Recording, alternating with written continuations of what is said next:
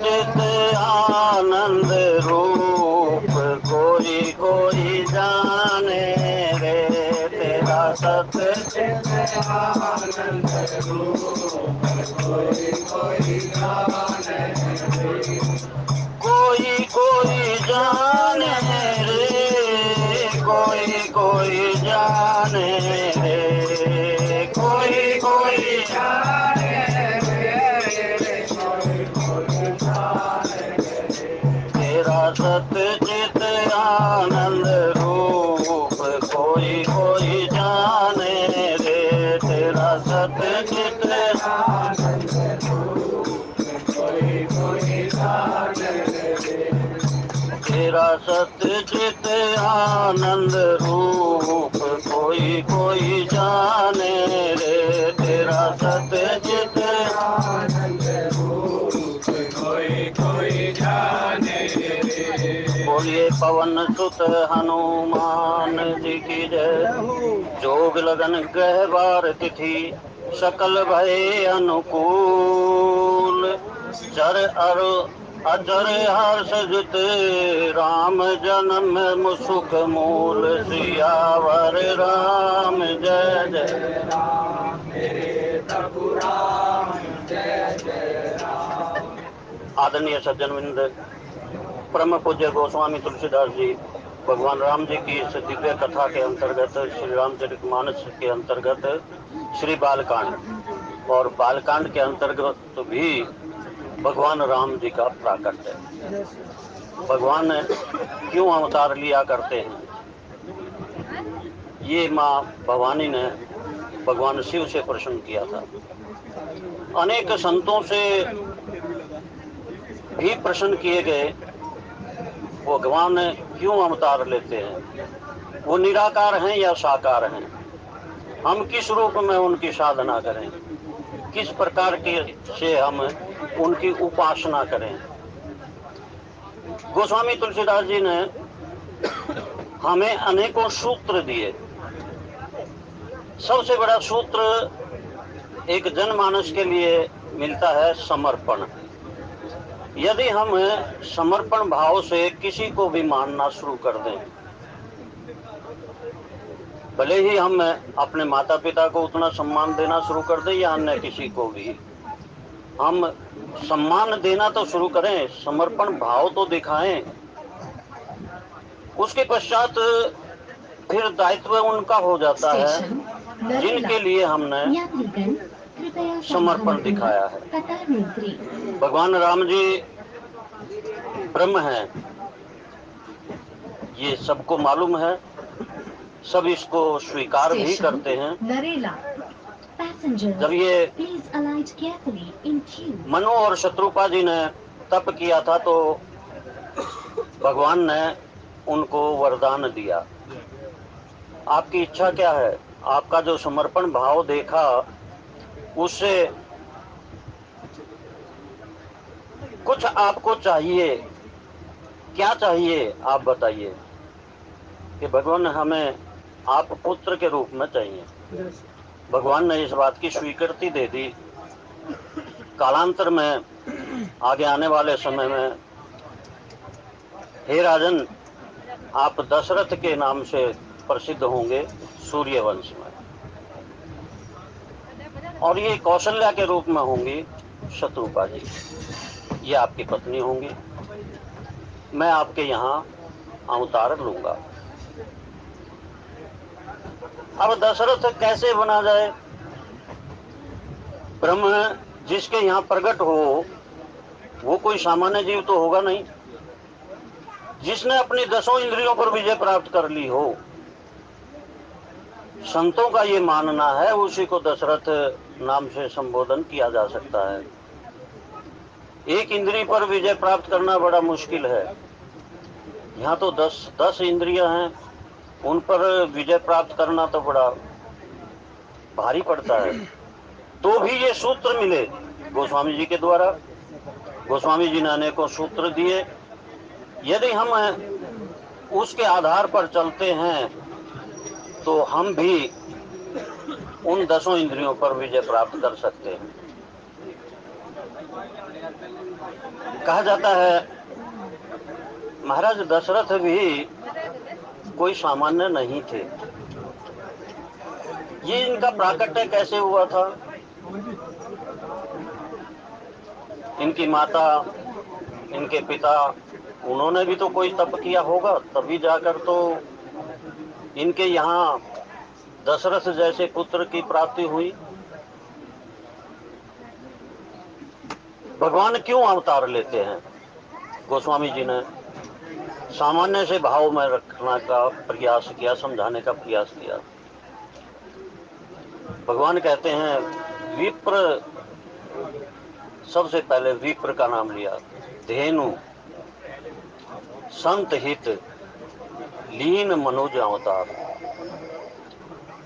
चाहे उसमें देवता भी शामिल हों, विप्र धेनु सुर संत हित लीन मनोज अवतार, निज इच्छा निर्मित तनु माया गुण गो पार। ये केवल इतना ही नहीं है कि विप्रों के लिए, देवताओं के लिए, गाय के लिए, साधु संतों के लिए ही अवतार लेते हों। गोस्वामी जी फिर उसको और भी आगे बढ़ाते हैं, भय प्रगट कृपाला दीन दयाला कौशल्या हितकारी। कौशल्या के हित के लिए भी ये प्रकट हो जाया करते हैं। फिर और गोस्वामी जी से प्रश्न पूछा गया तो गोस्वामी जी और भी आगे बढ़े। गोस्वामी जी ने फिर एक दृष्टांत सुनाया। अगला स्टेशन होलंगी कला। भगवान राम जी के आसपास सेवक गण बैठे हुए हैं और राम जी ने अपने ही श्रीमुख से कहा, तुम सारी के संत प्रिय मोरे दरऊ दे नहीं आन निगोरे। अब कितने कारण हो गए जिन कारणों से भगवान अवतार लिया करते हैं। आदरणीय सज्जन वृंद, क्या हम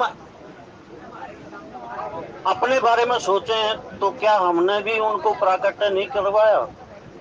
उनको प्रकट करवाया, कई बार करवाया, दिन में कई बार हम कर लेते हैं। हम और किसी को दाव पर नहीं लगाते, भगवान को ही दाव पर लगाते हैं। 5 मिनट गाड़ी लेट हो जाए तो कोई बात नहीं, हम लेट हो गए तो हम फिर भगवान को कहते हैं भगवान हमारी गाड़ी नहीं निकलनी चाहिए। फिर भगवान हमें किस गति से लेकर जाते हैं हमें इसका भान नहीं रहता, लेकिन हमें गाड़ी अवश्य ही मिल जाती है। जिंदगी में कितनी उथल पुथल आती है, कितने दुख सुख, लाभ हानि, कितने प्रकार की व्यवस्था अव्यवस्था आती है, और उस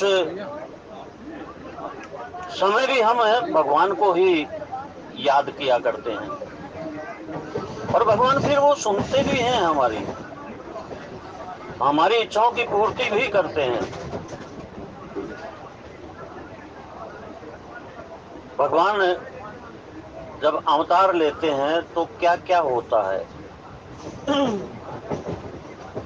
हम किसी ज्योतिष आचार्य के पास जाते हैं, महाराज देखना बच्चे ने जन्म लिया है, बालक हो चाहे बालिका हो, इसका भविष्य बताइए। तो ज्योतिष आचार्य भी इन्हीं चीजों को देखता है, योग देखेगा, लगन देखेगा, ग्रह देखेगा, वार देखेगा, तिथि देखेगा और उसके आधार पर फिर गणना करेगा। ज्योतिष आचार्य जी उसकी गणना करके फिर उसकी फलश्रुति बताएंगे। लेकिन भगवान के लिए ये सब चीजें लागू होती नहीं। निज इच्छा निर्मित तनु माया गुण गोपार, ये अपने ही इच्छा से किस रूप में अपने आप को प्रकट करें, ये इनका अपना विषय है।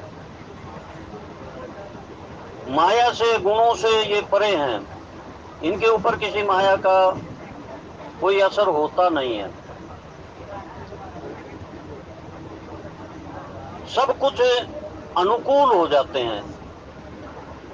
तो सामान्य जीव के लिए गोस्वामी जी से पूछा गया तो सामान्य जीव क्या करे कि भगवान के नाम के साथ जुड़ जाओ। अब भगवान के नाम के साथ जुड़ने से क्या फायदा होगा महाराज? तो गोस्वामी जी ने सूत्र दिया, राम से बड़ा राम का नाम, अंत में निकला ये परिणाम। कहा कि महाराज इसको प्रमाणित करके दिखाओ। अब प्रमाणित कैसे किया जाए? एक बार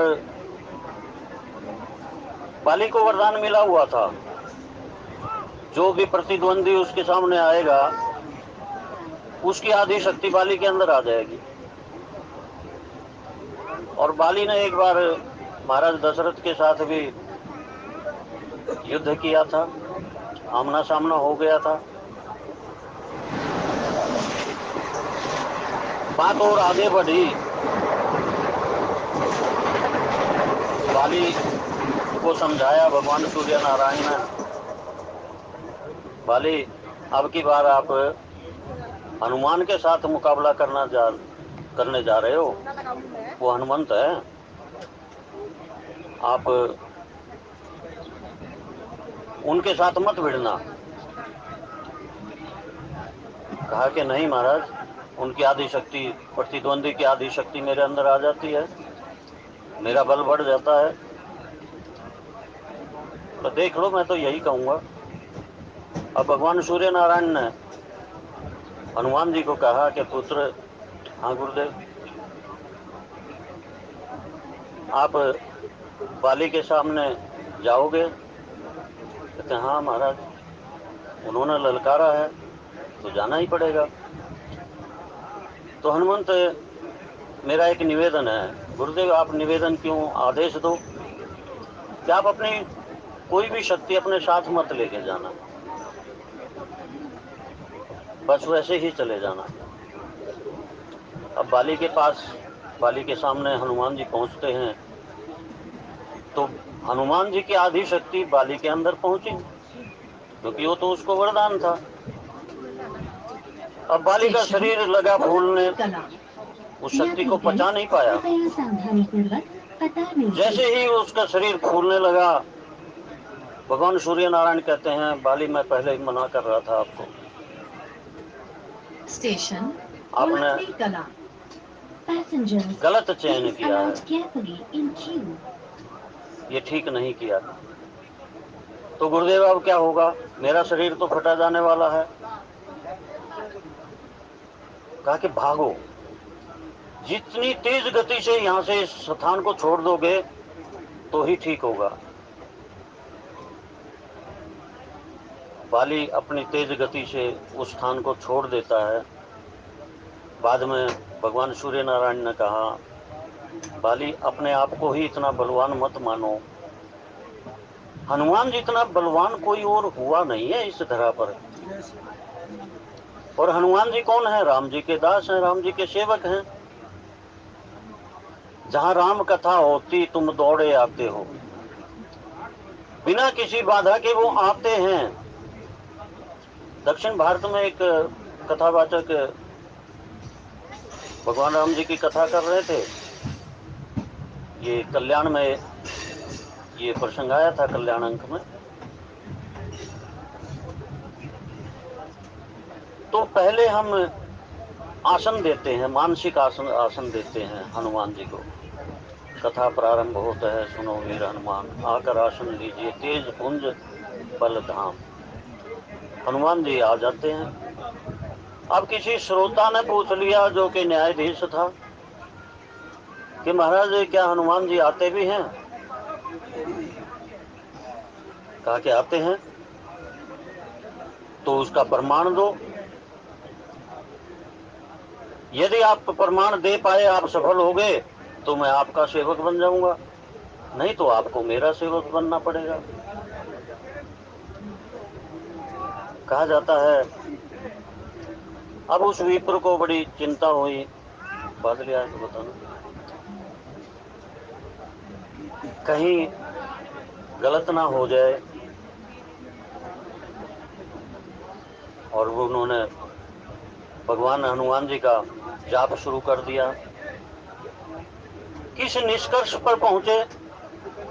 क्यों डरते हो? करे करावे आपको आप, अस मानस के कछ नहीं याद। गोस्वामी जी से भी पूछा गया था, गोस्वामी जी आपने तो वरदान दे दिया, लेकिन क्या प्रकृति के नियम को रोकना बदलना आपके हाथ में है? कहा कि मेरे मुख से जिसने कहलवाया है ना, वही तो रक्षा करेगा। मैंने जानबूझकर तो ऐसा किया नहीं। अब वो जाने। अब निर्णय हो गया कि कल प्रमाण देना है। आज कथा में बहुत सारे लोग आ गए, ज्यादा आ गए, क्योंकि सबको ये पता लग गया कि आज देखना है हनुमान जी आते हैं या नहीं आते हैं। उस विप्र ने, उस कथावाचक ने कहा कि महाराज ये पहले जो हमने आसन बना रखा है हनुमान जी के लिए, इसको हिला डुला कर देख लो, उठा कर देख लो। उठा कर देखा गया, उठ गया वो। कि अब मैं आह्वान करता हूं हनुमान जी का। और आज जो उनका आह्वान था वो आर्त भाव से था। यदि हम आर्त भाव से पुकारते हैं ना, तो भगवान विवश हो जाते हैं, प्रकट हो जाते हैं। भगवान को आर्त भाव से पुकारा गया, आकर आसन लीजिए तेज पुंज बल धाम। कहा कि महाराज अब आसन को हिला डुला कर देख लो। अब वो आसन तो हिला नहीं है, वो तो इतना वजन हो गया उसके अंदर कि जिस आसन के ऊपर हनुमान जी विराजमान हो जाएं उसको हिला कौन सकता है। अब नियम के अनुसार आज न्यायाधीश ने उस कथावाचक का सेवक बनना है, वो सेवक बना। अनेकों ऐसे दृष्टांत आते हैं जो भगवान राम जी के नाम के साथ जुड़ जाते हैं और परीक्षा लेने वाले परीक्षा लेते भी हैं। देवऋषि नारद भी हनुमान जी को कुछ न कुछ ज्ञान दिया करते हैं। आज ये निर्णय होना था कि हम किस किस को प्रणाम करें।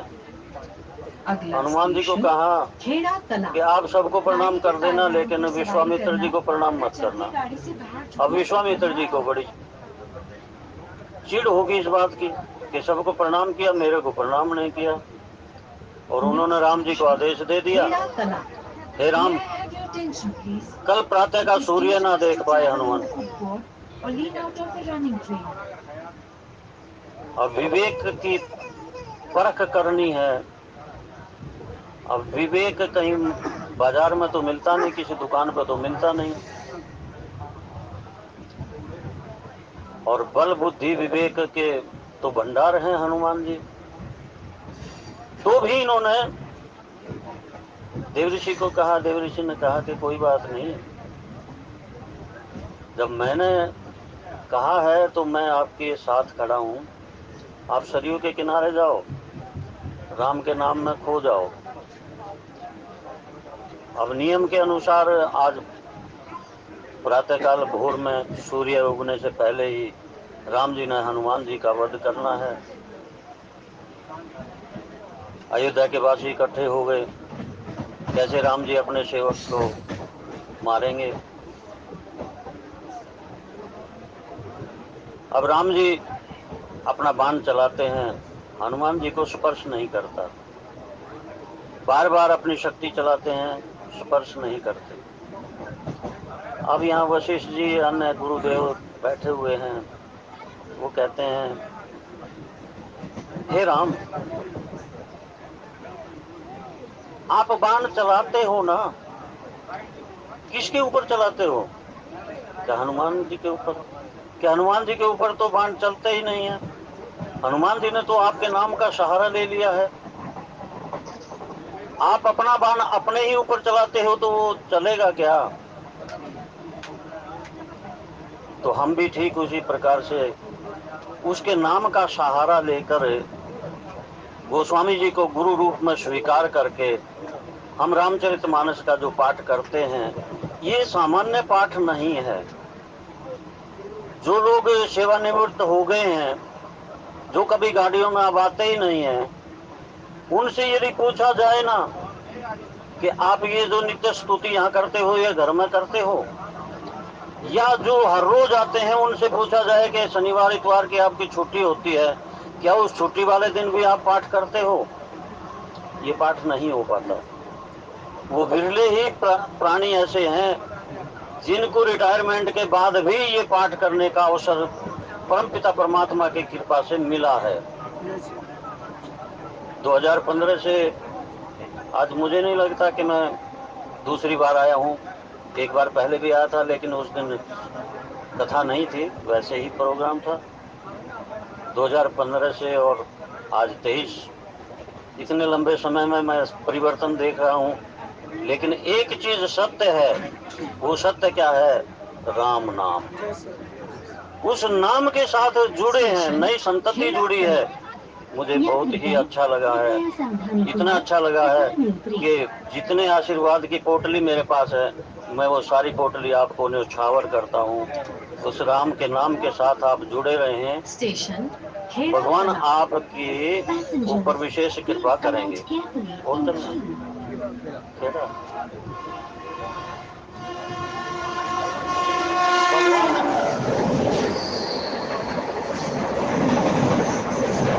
भगवान राम जी ने अपने प्रकट होने की तिथि गोस्वामी जी ने गणना करके पहले ही लिख दी।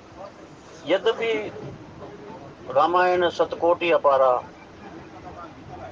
ऐसा संतों का मानना है कि रामायण एक नहीं है कि जो महर्षि वाल्मीकि जी ने ही लिख दी हो या गोस्वामी तुलसीदास जी ने लिख दी हो।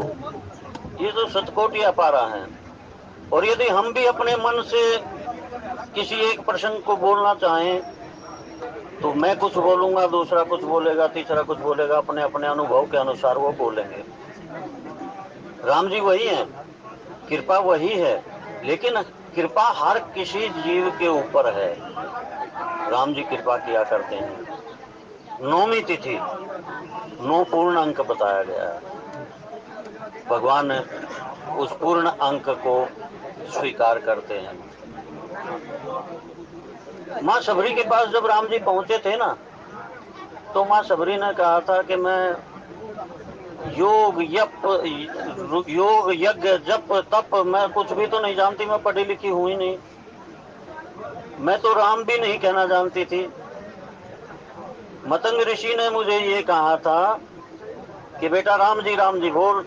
मैं तो राम जी बोलना ही नहीं जानती थी। और उन्होंने मुझे एक सूत्र दिया, बेटा ये क्या रखा है कि आपके बजाने वाला यंत्र है, बजाते हो आप इसको। कहा बेटा इसका नाम मजीरा है। अब कुछ दिन तो उस मजीरे को बोलने में उनका अभ्यास हुआ, बोले सबरी मजीरा मजीरा बोलने लगी। अब मतंग जी ऋषि जी कहते हैं पुत्री अब इसी का जाप किया करो, यही मंत्र है आपके लिए। मजीरा मजीरा कहते राम जी हो गया। और राम जी ने गाड़ी के पायदान वहां खुद आकर दर्शन दिए, क्योंकि भगवान घोषणा करते हैं कि मैं सभी के आश्रमों में खुद जाऊंगा। जिन्होंने संकल्प ले रखा है कि मैं आपको ढूंढने कहीं नहीं जाऊंगा, आपको ही आना पड़ेगा, इसलिए भगवान उन सभी के आश्रमों में गए। तो सबरी अम्मा से भगवान राम जी 9 प्रकार की भक्ति बताते हैं। उस भक्ति में फिर राम जी ये भी कह देते हैं, हे देवी हे माता, आपके पास 9 में से एक भी नहीं है ना, तो भी कोई बात नहीं, आप केवल समर्पण भाव तो दिखा रही हो। यदि आपने समर्पण भाव भी दिखा दिया तो भी मैं आपके साथ हूँ। और भगवान उन्हीं के साथ हैं और उन्हीं से पूछते हैं कि देवी हे माता, आप ये बताओ मैं जिस हेतु से आया हूँ ना, मेरा वो हेतु पूर्ण होगा कि नहीं होगा? होगा तो कैसे होगा? वो सूत्र सबरी अम्मा बताती हैं, हे राम, यहाँ से आप इस दिशा में जाओ, पंपा नाम का सरोवर मिलेगा, उस सरोवर पर आप सुग्रीव से आपकी भेंट होगी, हनुमान जी आपके साथ होंगे। वाणी को विराम सभी के लिए समान। जय श्री राम।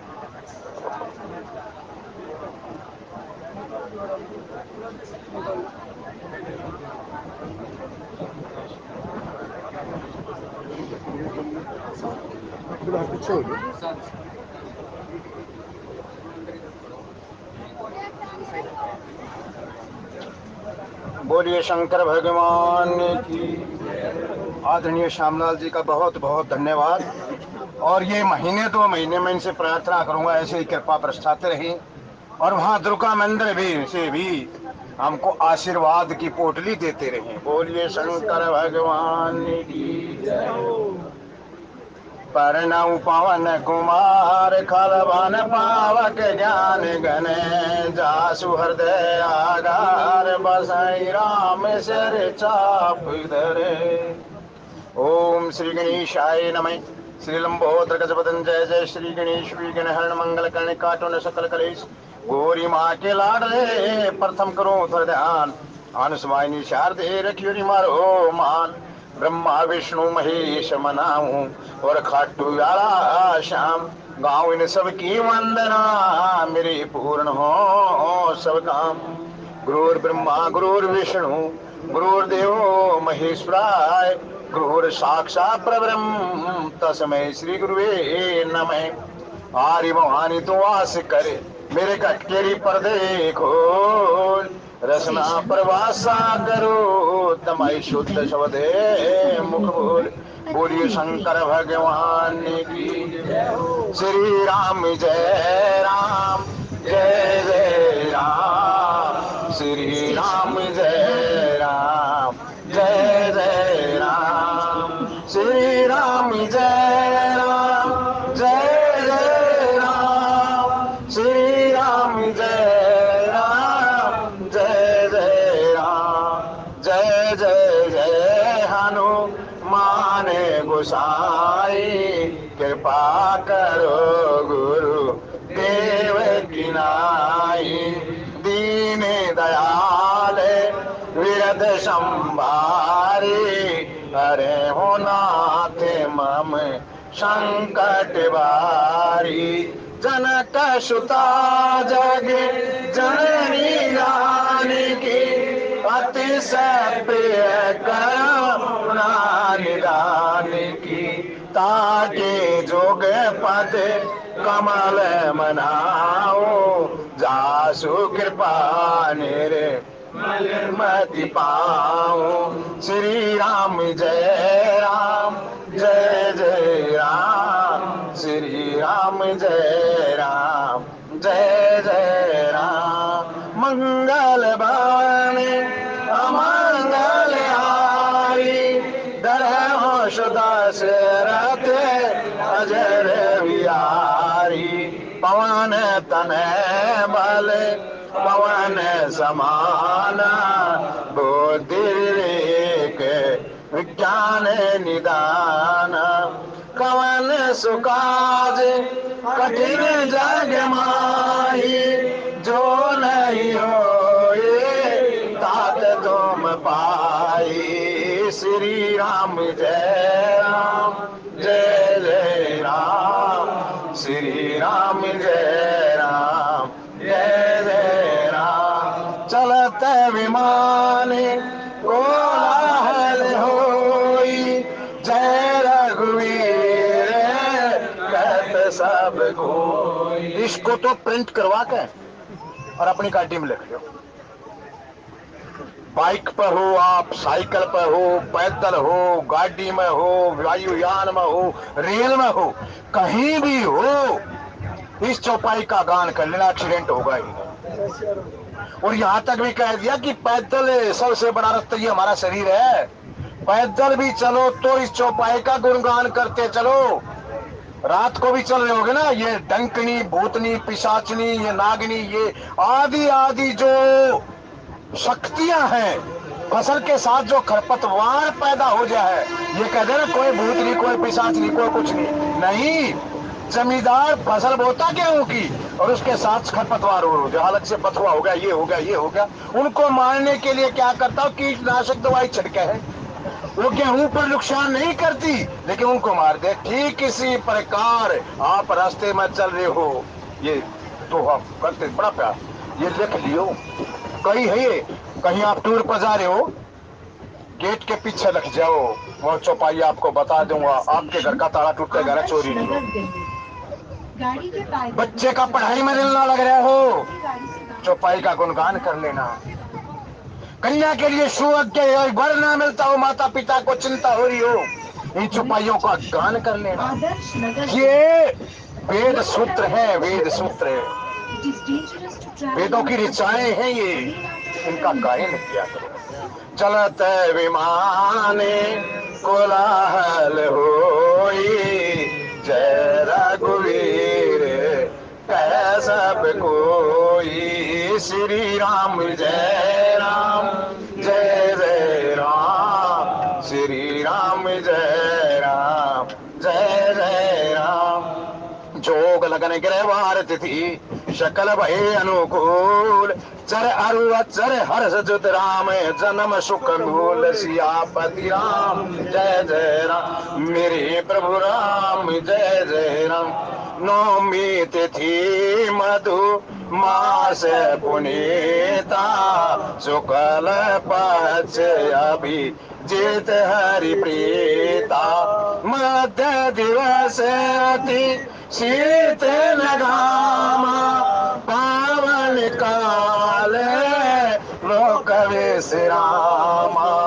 श्री राम जय राम, जय जय राम, श्री राम जय राम, जय जय राम। बोलिए शंकर भगवान की जय हो। ये किसी बहन जी ने जो ना 50 रुपए की धनराशि दी है, आज जो है ना, जो भगवान कृष्ण का प्रगट्य होने वाला है कल, उसका सुंदर जोग लगन के रहवार तिथि बढ़ चुकी।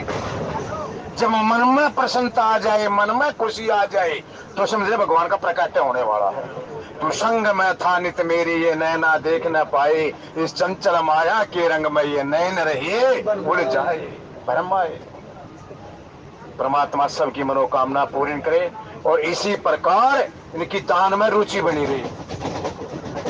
दान देने से धन में शुद्धि हो, और जब धन में शुद्धि आ जाएगी ना, तब बुद्धि शुद्धि हो जाए, बुद्धि में जो शुद्धता आ जाएगी, और बुद्धि शुद्ध हो जाएगी ना, जब विवेक जागृत हो जाएगा, और विवेक जागृत हो जाएगा, फिर तो भाई आइए भगवान राम का ये भूमिका जो आप विगत जो सुन रहे, कल का जो है ये हमारे डिब्बे वाले तो मनाओगे सोमवार को, लेकिन ये तो कथावाचक के अपने ऊपर डिपेंड करे वो कौन सा करे।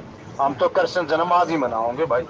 छठी मना लियो सोमवार को, मंगल को पूतना न बुला लियो, तृणावर्त न बुला लियो, उसने बुला लियो, ये कर लियो। अरे वहां तो 1 महीने तक चला था उत्सव, मनाओ 15 दिन तक खूब उत्सव मनाओ। आज कहीं कहीं तो आज हरियाणा में तो मेरे ख्याल में जन्माष्टमी की आज ही छुट्टी है,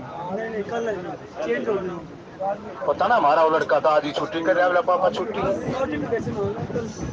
तो खैर कल मना लेना। लेकिन हमारे डिब्बे की जो परंपरा है कर देंगे, आज ही मना लेंगे। पहले डिब्बों में ऐसे ही मनाया जाया करते, तो आज हम परंपरा के अनुसार सोमवार ने भी मना लेंगे भाई, मंगल ने भी मना लेंगे, इसमें क्या दिक्कत है। भगवान का उत्सव तो लंबे समय तक मनाना चाहिए। महाराज मथुरा के राजा उग्रसेन, देखिए गजब की बात, एक पिता कहे गलानी होगी मोरे सुतना ही, मेरे को गलानी होगी। राजा दशरथ कहे मेरे को गलानी है जीवन में, मेरे को पुत्र की प्राप्ति नहीं है। क्यों है गलानी? है थोड़ा सा इशारा कर दूं मैं आपको। आदर्श नगर दिल्ली। तीसरे पल में गवाह हमारी, और जितना बड़ा राजा किसी भी प्रजा का एक सदस्य लेकर के राजा बना देता। राजा के लिए तो प्रजा ही उसकी संतान है, लेकिन क्यों हुई गलानी? ऐसे महात्मा राजा आज की तरह राजा नहीं थे कि वंशधर राजा हो, नहीं, वो तो अनेकों अनेकों उदाहरण आए हैं, योग्य को बना दिया। शांतनु जी महाराज के जो पिता थे उन्होंने भी ऐसा ही किया था। भरत जी महाराज ने अपनी संतान को योग्य नहीं पाया, प्रजा का एक नागरिक लेकर उसको योग्य पाया, उसको राजा बना दिया। लेकिन दशरथ जी महाराज को ऐसी गलानी क्यों हुई? ये जो श्यामलाल जी कह रहे थे ना, दशरथ जी महाराज का बाली का भी आमना सामना होया, वाक्य में आमना सामना होया। और उस आमने सामने में माता कैकेयी उसकी सारथी थी, और सारथी होने के बाद लंबा युद्ध चला, प्रवीण था युद्ध कला में, कौशल में युद्ध था, लेकिन फिर भी वो वरदानी था। सारी आदि शक्ति दशरथ जी महाराज की उसके पास आ गई। अंत गोतवा उसका मुकुट लेकर कहने लगा कि जा, तेरे खानदान में कोई ऐसा हो और तो इस मुकुट को ले जाएगा। माता कैकेयी को ये बात बड़ी चुभ, उसको प्रेरित किया। पत्नी तो वही है ना जो अपने पति को तार दे, पत्नी तो वही है ना जो अपने कुल की मर्यादा बनाए रखे, पत्नी तो वही है ना जो अपने पति की ध्वजा शिखर में रखे, उसको भले ही संसार कुछ भी कहते रहे। आज माता कैकेयी ने वो कार्य किया है अपनी खानदान की। माता कैकेयी का तो आप चरित्र पढ़ोगे ना तो बहुत गजब का चरित्र है। माता उर्मिला का चरित्र पढ़ोगे तो बहुत गजब का चरित्र है। इन 5 देवियों के चरित्र पढ़ोगे तो बहुत गजब के। माता मंदोदरी साधारण कन्या नहीं थी। माता तारा, माता अहिल्या, माता कुंती और माता द्रौपदी, इनके 5 नित्य सुमन करने से सारा दिन के पाप जाने अनजाने में किए पाप धुल जाया करते हैं। वो कह रहा कि मेरे को गुलामी होगी। इतना बड़ा चक्रवर्ती सम्राट, अरे कामुस कामी से मैं हार गया।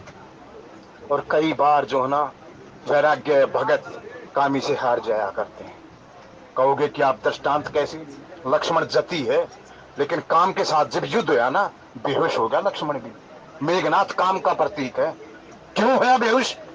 उस दिन उसमें थोड़ा अहंकार सा आ गया। भगवान की परिक्रमा, भगवान का राम हृदय में राम धर कर चलता ना तो वो काम कुछ भी नहीं कर पाता। लेकिन उस दिन इस ताव में आ गया कि मेघनाथ का मैंने काम तमाम करना है।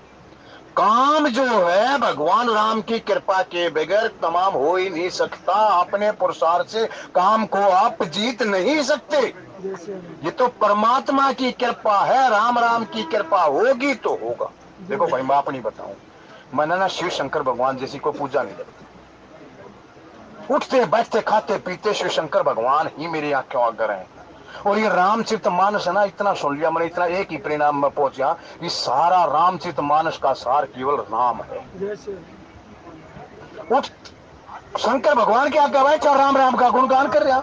और सच बताऊं कथाएं जो है वो कृष्ण भगवान जैसी कथाएं मैंने कुछ नहीं करती। उनके जो चरित्र हैं अनुकरणीय नहीं है, केवल स्मरणीय है। उनके स्मरण मात्र से ही हमारा उद्धार हो जाएगा। कृष्ण भगवान की वो छवि है। कहा कि राम और कृष्ण में वही हूँ, वहां मेरे को मर्यादा है। मर्यादा कब आ जाएगी? तुम राम राम रखते रहो, मर्यादा आ जाएगी। कृष्ण रूप में मेरी कथाओं का आनंद लेना। और जब तक मर्यादा नहीं आएगी मेरी कथाओं का आनंद नहीं लेगा कोई। वो वृंदावन का धाम, वो वृंदावन की गलियां, वो केदारनाथ, वो बद्रीनाथ, वहां के जो वृक्ष लहराते वृक्ष हैं सूख गए, आंसू भी सूख चुकी हैं। वो कृष्ण भगवान के अवतार की रहा बात कब आओगे सांवरिया हमारे देश, या मीरा देखे बात। एक उग्रसेन जी महाराज है, वो कह रहे हैं कि भगवान तो अवतार धार करके मेरे पुत्र ने खा ले, ऐसा नालायक पुत्र किसी को भी ना दे। क्या फर्क है? आप बड़े गूढ़ श्रोता हो, बड़े भगत हो। ये यज्ञ के द्वारा भगवान के प्रसाद के द्वारा पाया गया भगवान राम, भगवान तुल्य बना हो गया। हमारे लिए तो भगवान है, लेकिन कईयों के लिए जो ना वो विद्वान पुरुष है वो है वो चलो। लेकिन हम रामचरितमानस के अनुसार, तुलसी बाबा के अनुसार राम भगवान है, उनों के लिए महान पुरुष है, लेकिन हमारे लिए तो भगवान है। और जो ये उग्रसेन जो कंस है ये काम का प्रतीक है। इन पुराणों को पढ़ लेना, गुरु की आज्ञा से पढ़ना, तो नहीं तो आपकी बुद्धि भ्रमित हो जाएगी। दिल्ली आजादपुर। उसका छोटा भाई देवक, उसकी लड़की देवकी विवाह के योग्य है। कंस अपनी बहन से बहुत प्यार करता था, बहुत प्यार करता था, लेकिन वासुदेव से उसका संबंध हो गया। क्योंकि वासुदेव के पहले ही अनेकों रानियां थी, लेकिन उसके बाद भी कंस ने उसके साथ शादी करनी चाहिए। क्यों? वासुदेव जो है उस कंस को पराजित कई बार कर चुका है। अगर कहने मेरा काल बनेगा तो वासुदेव बनेगा, क्यों ना मैं इसकी यारी को रिश्तेदारी में बदल लूं। राजनीतिक था, बहुत तगड़ा राजनीतिक था। विवाह हुआ। कहने लगा कि नहीं, अपनी बहन का जो है का सारथ का सारथी मैं खुद बनूंगा। कोई तो कहता आकाशवाणी हुई, कोई कहता है कि एक कंस इतना अत्याचारी व्यभाचारी था, एक महात्मा सामने प्रकट हो गए और रथ को रोक दिया। कहने लगा राजन तेरा काल हो गया। बोला कैसे? बोला जिस तू बहन को विदा करके आया है ना, उसकी वही 8वीं संतान तेरा काल होगा।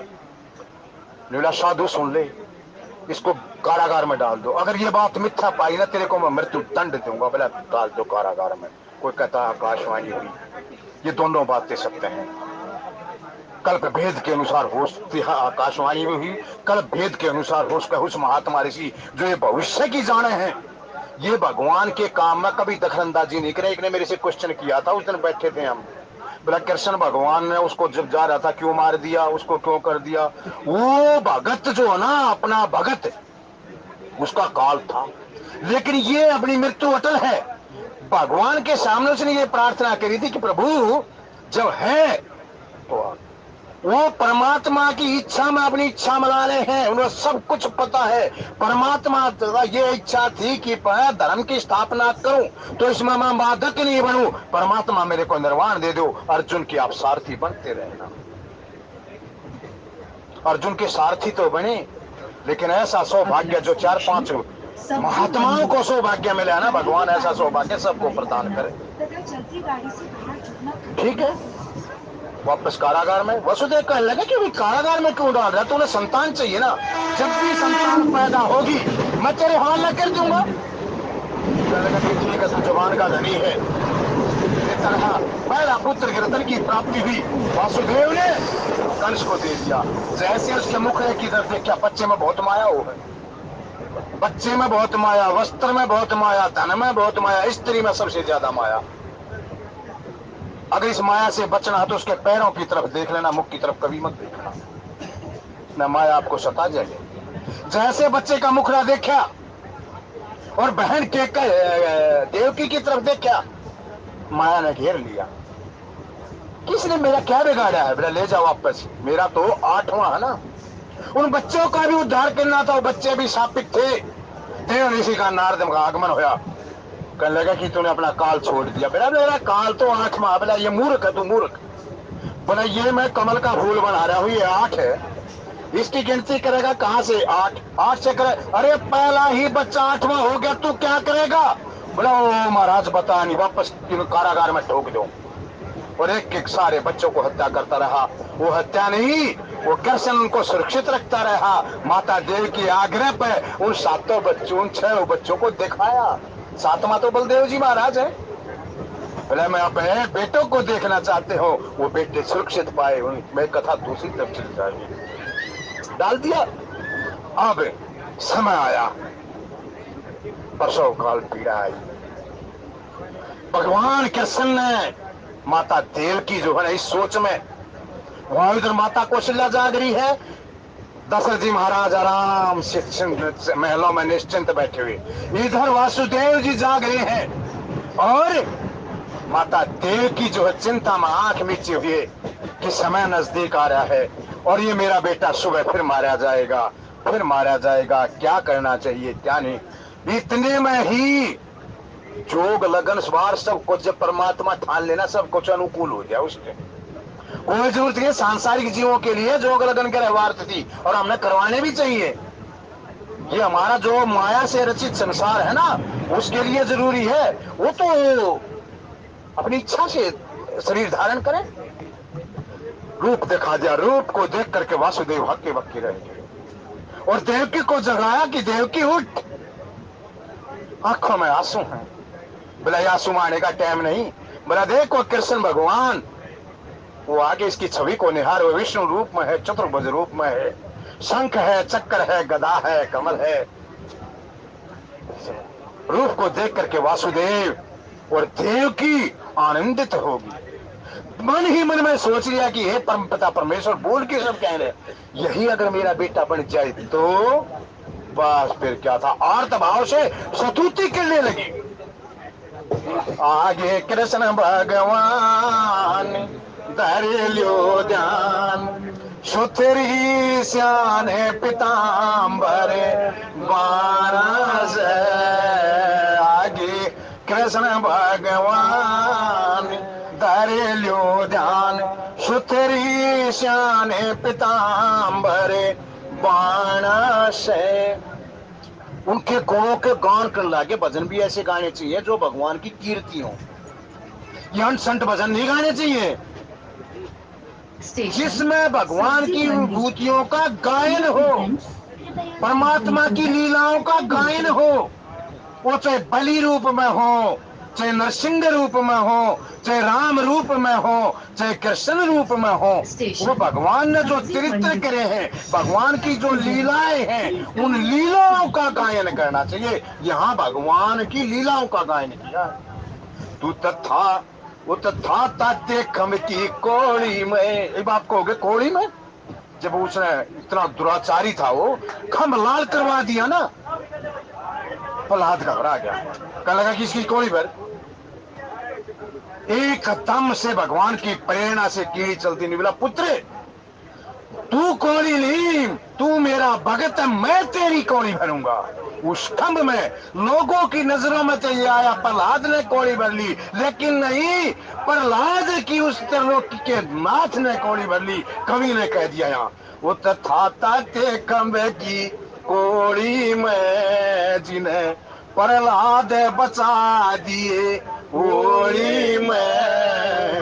रणा कुछ दिया मारे बनाए हथियार गणाय कल बांधे श्याणा से आगे कृष्ण भगवान धर ल्यो ध्यान। सुतरी श्याने पिताम्बर मानस। बोला तो लाखों बनही टलनिया से वामन बैकऊ बलि ने छड़निया से बलि भेज दिए पताल गणा से छनाल साधे डाल गणा गिरकाना से आगे कृष्ण भगवान धर ल्यो ध्यान।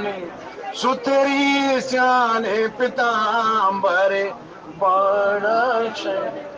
अगर किसी को कल सौभाग्य मिल जाए व्रत करने का और काम धंधा तो ऐसे चलता रहेगा भाई, जिसकी छुट्टी हो जा, कल 10वां सेकंड भागवत का 10वां सेकंड पहले अध्याय से लेकर के आखिर तक उसका पढ़ लेना, आपके मन में कृष्ण भगवान का प्रकट होगा, ये मेरी गारंटी।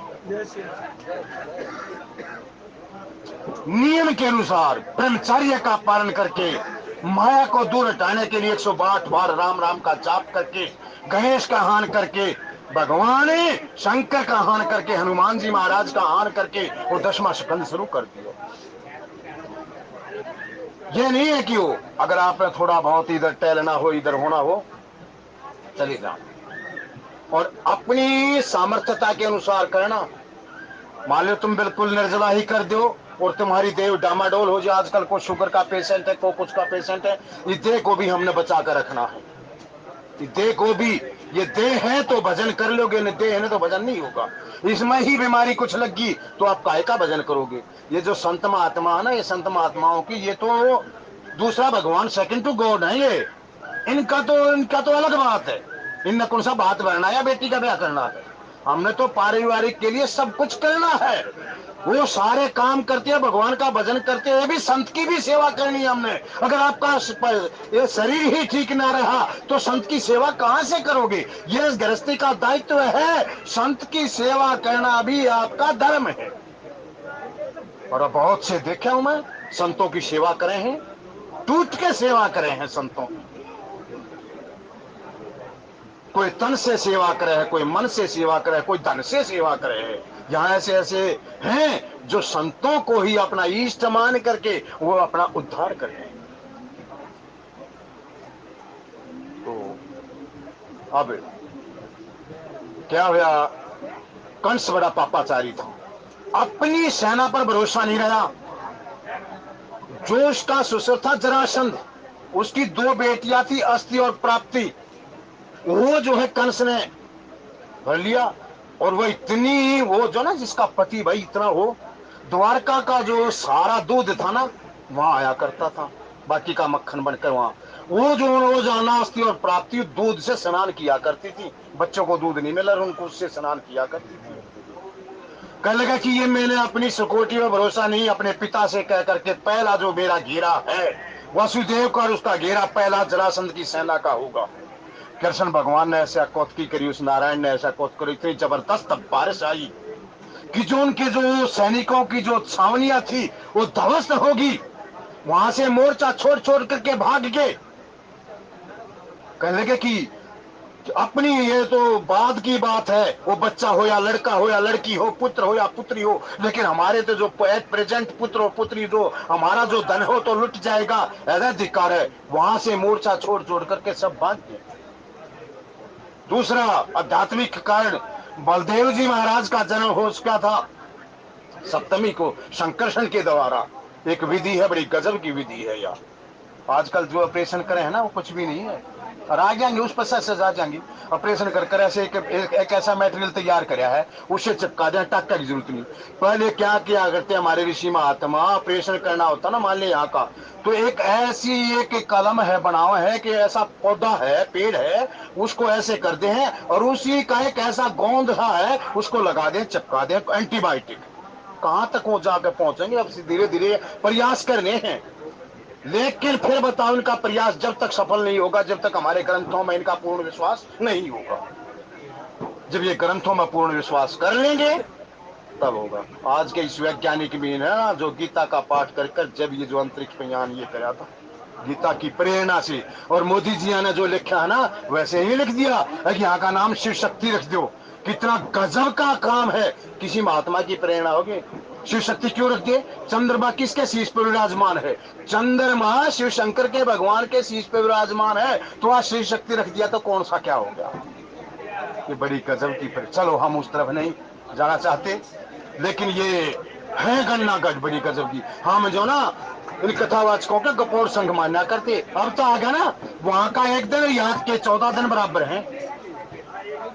अब तो मान जाएंगे, ब्रह्म लोग को भी मान जाएंगे, सबको मान जाएंगे। पहले दिन करते ना कुछ नहीं है, सिर्फ वायु वाले है वहां, केवल और केवल और ये है हवा ही हवा है। अब ये मान के हाँ ये लोग भी है, ये लोग भी है, ये लोग भी है। अब आदित्य पर जाने की तैयारी कर रहे हैं।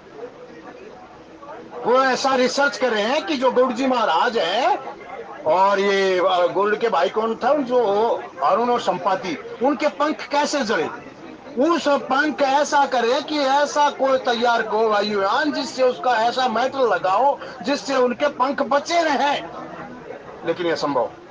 चलो प्रसंग पर। अब भाग्य माता को बच्चे ने दर्शन दे दिए, बाल रूप में आ गया। क्यों? माता के कौशल्या ने, माता देवकी ने कह दिया कि ऐसा बच्चा मेरा होना चाहिए, छोटा बन गया बाल रूप में। माँ मेरा नाम काला कृष्ण धरना है, कृष्ण काला, और मेरे को गोकुल में पहुंचा हो, वहां मेरी माया ने जन्म लिया है, यहाँ उसको पहुंचा दो। कहने लगा किस धार मैं कैसे पहुंचाऊं? एक सूप आया जिसको बोलते छाछ, और जैसे ही उस बच्चे को रख करके अपनी आधे अंग का वस्त्र माता देवकी ने दे दिया कि इसमें ढक लेना। वाह रे, भक्तों के साथ क्या क्या परीक्षाएं नहीं होती, हम थोड़ी सी परीक्षा में घबरा जाए, क्या क्या परीक्षाएं नहीं होती भक्तों के साथ।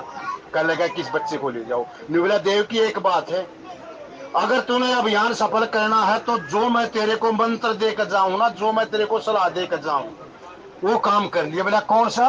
बोला तू ईश्वर ने रखती रही है, इतना मैं वापस आऊंगा, मेरा कुछ नहीं बिगड़ेगा।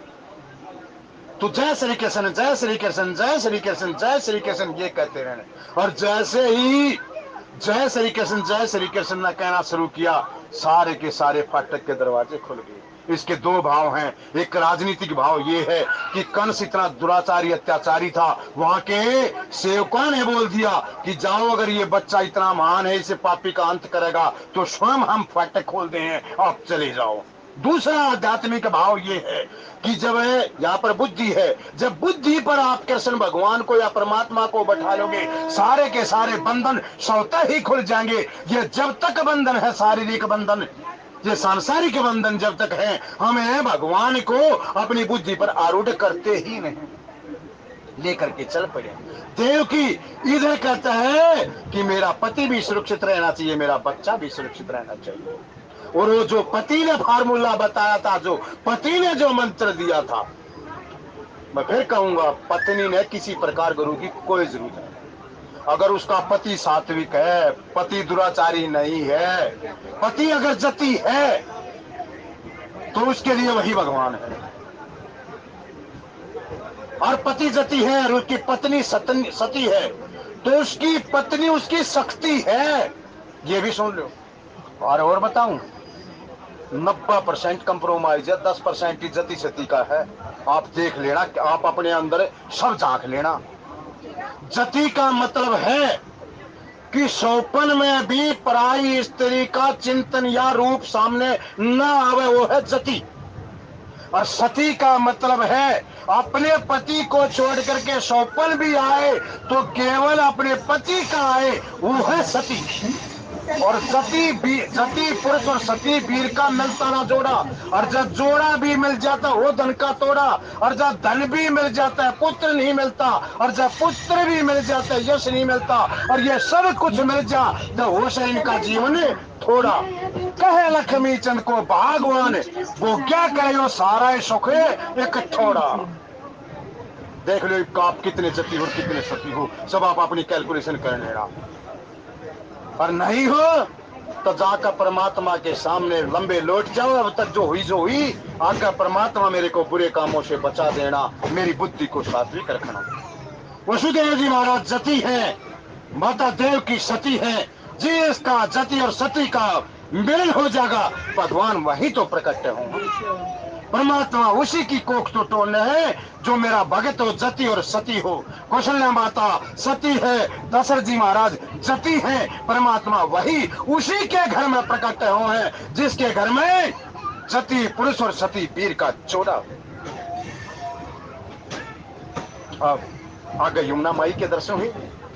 वसुदेव जी ने जुतियां निकाल दी, यमुना माई का प्रीतम आ गया, यमुना माई उफान पर होगी। यहां तक आया, कहने लगा कि अब बचना मुश्किल है। लेकिन ध्यान आया कि उत्तरलोकी के नाथ ने जो मेरे को दिखाया था वही रूप मैं हृदय में देख कर चल पड़ा। कृष्ण भगवान ने लंबे पैर कर दिए, यमुना मैया ने रास्ता दे दिया। वहां जाकर के योग माया को उठाया और इतने में वासुदेव जी महाराज को कन्या ले योग माया थी। इधर नंद महाराज को एक स्वप्न आवा है। स्वप्न में क्या देखता है कि मेरे घर में एक छोटा नन्हा बच्चा, बड़े साधु महात्मा, मंगलाचार है, मंगल गायन हो रहे हैं, चारों तरफ दुदुम्बियां बज रही हैं, जय जयकार हो रही है। यशोदा मैया आज बड़े प्रसन्न है, बधाइयां बांट रही हैं, मिठाइयां बांट रही हैं। और वो छोटा सा बच्चा मेरे को जगा कर कह रहा है कि बाबा बाबा उठो, बाबा उठो, मैं आ गया बाबा। अब आप वृद्धावस्था को आ गया है, मैं गौओं की सेवा मैं करूंगा बाबा, गौओं की सेवा मैं करूंगा। एकदम से उठ गया। और जब ये बढ़िया स्वप्न हो ना, उस स्वप्न के बाद कभी सोना नहीं चाहिए। जब आपने कभी भगवान की दया से ऐसा स्वप्न मिल जाए, उस स्वप्न के बाद परमात्मा का भजन करते रहिए। वही उठ करके नंद बाबा गौशाला में चले गए। गौशाला में जाकर के गौओं की सेवा करता था। इतने में ही वही बच्चा जो स्वप्न में दिखाई दिया वही बाबा में आ गया। बाबा में इतने में ही उसकी बहन सुनंदा नाम की, वो कहने लगी भाई लाल होया लाला, लाला होया है लाला। बोले अरे भगवान तेरी अजब माया, वही लाला तो जो सपने में दिखाई दिया था, मैं वही लाला मेरे घर में तो नहीं आ गया। दौड़ के जाकर के दर्शन किया, वो बच्चा वैसे का वैसा सीधा सांडले से गुरु जी के पास पहुंचा। गुरु जी कहने लगे कि जाओ पुत्र स्नान करो, और तेरे घर में पुत्र आया है। पुत्र नहीं, ये साक्षात नारायण आया है, बधाइयां बांटो। इधर वहां बधाई चलती रहेंगी, इधर वापस हम देवकी के पास चलती हैं। जैसे ही वसुदेव जी महाराज ने माया को अपने सिर पर धारण किया, जैसे ही धारण किया सारे के सारा वही चौकीदारा, वही पहरेदार, वही भेड़िया फिर लगी। जब माया को आप सिर पर आरूढ़ करोगे बंधन स्वतः ही बंध जाएंगे, वही काम हुआ। योग माया ने वहां जाकर के थोड़ा रोने का नाटक किया। जैसे ही नाटक किया पहरेदार उठ करके कंस को बुला लाए कि जो 8वीं संतान है उसने जन्म ले लिया है। जाकर के देखा रे मूर्ख, उस महात्मा को बताओ। एक तरफ एक कोठड़ी में उग्रसेन जी महाराज हैं, भागवत में बड़ा सुंदर चित्र है, और एक कोठड़ी में वो महात्मा जी हैं। बोले आज तना जान से मारूंगा मैं। ये लड़की नहीं है, ना लड़का नहीं है, लड़की है। बोले अरे तेरे मारने वाला दुष्ट पैदा हो चुका है, कहीं जा लिया हो तो यहां से। जैसे ही लड़की को मारना चाहा, बोला ये मेरे को सब भ्रमित करना चाह रहे हैं। जैसे ही मारना चाहा, लड़की उसके हाथ से छुटा करके आकाशवाणी करती चली गई, अरे मूर्ख, मैं भगवान की हूं, माया को कौन वश में कर सका है?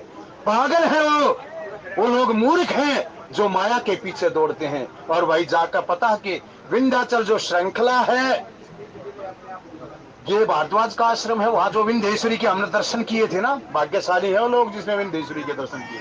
वही विंध्येश्वरी माता है जो आज योग माया बन करके वहां पर स्थापित है। इसका नाम है विंध्येश्वरी माता। नवरात्रों में अगर किसी का पुत्र नहीं है तो 4-5 नवरात्रों में विंध्येश्वरी चालीसा गा लेना, कुखरी हो जाए।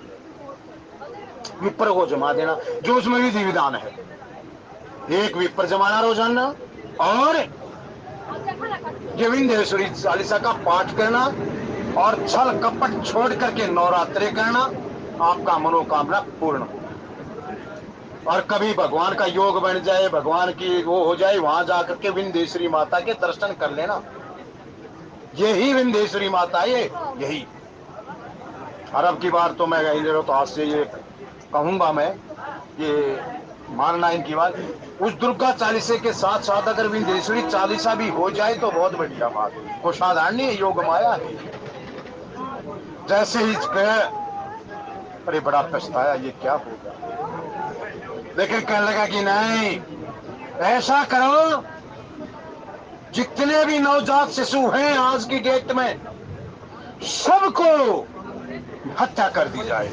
अब इस काम न करे कौन? इस काम के लिए नियुक्त की गई पूतना। अच्छा, राजनीति की दृष्टि से देखो तो ये पूतना उसका जो अंग रक्षक था, उसकी पत्नी थी। ये सारी गु विद्या को जानती थी, माया विद्या को जानती थी। आपने देखा होगा ना, दुर्गा सप्तशती पढ़ो आप नवरात्रों में, और उसमें एक पाठ आवा है, ओम एम हरीम कलीम चामुंडा विचे, ओम ग्लोम हुम कलीम जूम से ज्वाला ज्वाला ज्वल ज्वल प्रज्वल प्रज्वल, एम हरीम कलीम चामुंडा विचे, ज्वल हम सम लमक पट स्वाहा। उसमें आता है कि मारण मोहन उच्चानन, ये 5 है मुख्य मुख्य। उसका उसने पूरा का पूरा ज्ञान था। लेकिन ये जो विद्या है, ये माया विद्या, उन पर लागू नहीं होते जो भगवान के भगत है या जो माता के भगत हैं, उन पर यह विद्या कामयाब नहीं होगी। अब ये पूतना कौन है, किस प्रकार ये आई, ये छठी वाले दिन ही आई थी, किस प्रकार के अब सुगन होने लगे, किस प्रकार तरुणावर्त आया, किस पार बवंडर आया, कैसे माता पूतना आई, ये पूतना का पूर्व चरित्र क्या था। मेरे ख्याल में सदर जा लिया होगा तो मैं तो मर्यादा का हनन कर गया ना। तो आज की कथा को यही विश्राम। कल कृष्ण भगवान का जो है, अगर वाक्य में आप व्रत करना चाहते हो, कृष्ण भगवान की लीलाओं का, या तो आप टेलीविजन के माध्यम से, या आप खुद इतनी सामर्थ्य था उसके माध्यम से 10वें सेकंड को छोड़ना मत, फिर देखना, सोमवार को बताना कि आपको क्या अनुभव है। और एक बात और बता दे, सो संत महात्मा बताओ है, मैंने सुना है, मैं उसका बड़ा फैन हूं। भले ही मेरे गुरु ना हो, लेकिन गुरु तो गुरु, सबके गुरु है वो। राजेंद्र जी महात्मा ने बताया, श्री श्री 1008 राजेंद्र जी महात्मा ने, कि जो कल का जो व्रत करेगा उसकी 1 करोड़ एकादशियों के बराबर कल का व्रत लग जाएगा। अब ये लगा लो कि व्रत किसका है, उन्हें बता भी दिया कि ये थोड़ा थोड़ा कर लियो। और कल का सबसे निवेदन है, कल के व्रत का त्याग मत करना, अन्न का त्याग कर देना, व्रत हो जाएगा आपका। थोड़ा फल फ्रूट ले लेना, दूध ले लेना, चाय ले लेना। अगर आपका ये सेहत अलाउ करे है तो भाई एक बार जो है नींबू पानी, क्योंकि नींबू ना वो कर दे, एंटीबायोटिक वो है, नींबू पानी ले लेना और जय श्री राम बोल देना। कल का व्रत मत छोड़ना पर। अगर व्रत भी नहीं कर सकते तो मन में ये रख लेना, पहले हमारी दादी मार पता के छिक्के तरह बैठ के खाले बैठे तरह व्रत ना टूटेगा। और इसका मतलब क्या है, आपके मन में ये भावना होनी चाहिए कि मैं व्रत हूं, और उठते बैठते खाते पीते नहाते धोते समय उस कृष्ण भगवान का ही उत्सव मनाना, आपका व्रत सफल हो जाएगा। इसी के साथ वाणी को विश्राम। और आज की कथा के भाव माता पार्वती और शंकर भगवान के चरणों में समर्पित। इन पुराणों में इनमें सब कुछ है। हम दुखी हैं तो अपने कारण है। पुराणों का आसरा ले लो, गुरुओं का आसरा ले लो। जिसके पास धन नहीं है कौन सी चपाई बोलूं, क्या करूं, पुत्र नहीं है कौन सा क्या काम करूं, बेटी को सुयोग्य यर नहीं मिलता, ये मैं क्या काम करूं, लड़का पढ़ाई में कमजोर है क्या काम करूं, मेरी बुद्धि काम नहीं करती कौन सा मंत्र बोलूं। इन्हीं का आह्वान किया करो। वाणी को विश्राम। बोलिए जय श्री राम।